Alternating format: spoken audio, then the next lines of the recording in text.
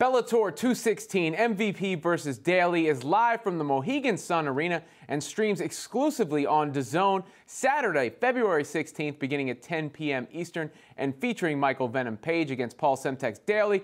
I'm joined now by one of the combatants in the big fight, Paul Daley. Now, how are you feeling this close to the fight? I feel great. You know, I'm quite relaxed and just excited to get there.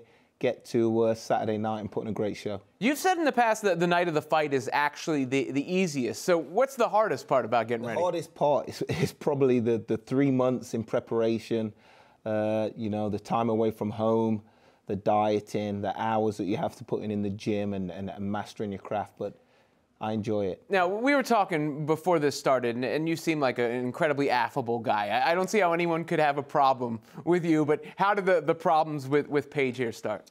Well, basically what happened, I just had a fantastic victory, spectacular knockout, and I was asked the question of whether I thought a fight with Michael Page would be possible. I said, he's not really in my crosshairs. He's Adrian Broner. I'm Floyd Mayweather. He took that as an insult because, you know, we're both British MMA fighters, but I saw him as something that was coming after me. You know, he's a little less experienced, very talented, but a little less experienced, and I've been in the game for 15 years, so he didn't like it, and he took it personally. So you didn't mean that personally at all? You just think objectively you are a class above him, a superior fighter? Not necessarily a class above him, but I'm ahead in the game. And I am a better fighter than him, as we'll see on February 16th. Now, your stand-up game is one of the most exciting in the sport. Is that the kind of fight you're looking to have with him? I'm looking to put this guy away. I'm looking to knock him out. You know, he has a lot of hype around him. He has himself some nice, spectacular knockouts, and people seem to be in awe of his ability, but I'm not. I'm ready, and I'm excited for the battle. Now, he said he's not exactly in the right space mentally. Have you ever had an opponent say something like that before a fight? Not really, but you know, Michael's a very experienced guy. Away from mixed martial arts, he comes from a fighting family. You know, he has experience in kickboxing, and I don't know whether it's a ploy to, you know, attempt to get into my mind, but you know, it is what it is. We're going to have to fight February 16th, so you don't see that as an edge for you or anything? Not really. You know, I have a lot of experience.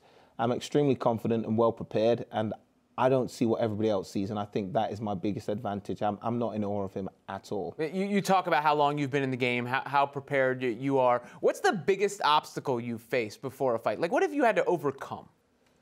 Making weight. You know, I like my food, so you know, making weight is normally the biggest obstacle for me. But you know, like I say, with the scale and the magnitude of this fight, I've had to do everything perfectly, and I've prepared very well. My weight is great, so luckily no big hurdles to get over for this fight. When you talk about your experience, that's something you can tap into, of course, because you've had to, you know, come back in fights and the like. Do you think he has that level of experience where he's ready if he gets in trouble to get himself back up?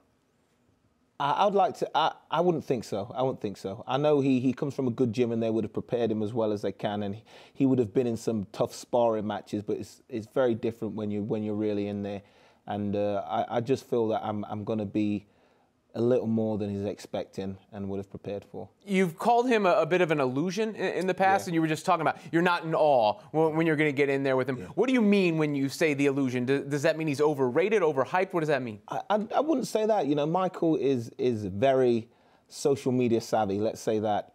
He's had 1 or 2 spectacular finishes, which granted, they look great on camera, movie style finishes, but I just feel like people are buying into him a little bit too much, you know, a little too much. Is your fuel going into this fight, you know, self-motivation? Is there anything you want to prove? Is there something he said? What is it? I'm just trying to clear the fog from those glasses. I feel there's a few too misty glasses out there. People ain't seeing clearly. They don't see what I see, and I want to demystify him and destroy this illusion and take him out. All right, what do you see about him that the general public doesn't see? He's a fighter, you know. He's very entertaining in the fact that he likes to joke. He likes to, you know, try and dig at an opponent. He's dancing in the cage and stuff like this. But when you throw a punch, you have to throw a punch. When you throw a kick, you have to throw a kick. You have to be balanced and in position to do that. And with all the dancing and stuff that he does, he still has to deliver those strikes or attempt his takedown from a balanced posture. So I don't buy into the dancing and all of that. I have to be focused, I have to be composed, and I'm going to take him out. So what should fans expect from the fight? Fans should expect a very entertaining, explosive fight from two of the very best fighters, not only in the UK, but in the world, on a fantastic promotion, on a great platform like DAZN. And if I was MVP right here, what would you say to me? Please, only words. Show up on Saturday. That's all.